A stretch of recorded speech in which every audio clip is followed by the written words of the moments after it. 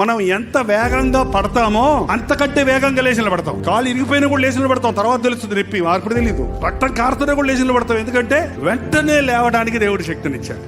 మరి పాపంలో పడ్డోడు కూడా 3 నెలలు పడద్దా లేవడానికి? వెంటనే లేవచ్చు. పడిన వారిని లేపగలిగిన వాడు. నేను పాపంలో ఉన్నాను కాబట్టి నేను అలాగే ఉంటాననొద్దు. నిన్ను నీతిమంతుడిగా తీర్చడానికి ఆయన రక్తాన్ని చిందించాడు.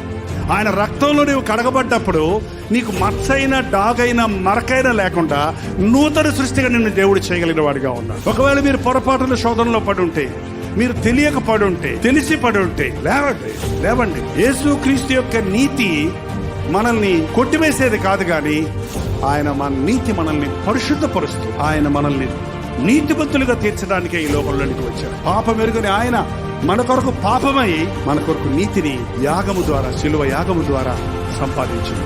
యేసుక్రీస్తు నామములో నీవు నీతిమంతుడుగా, నీతిమంతురాలుగా తీర్చబడగలవు.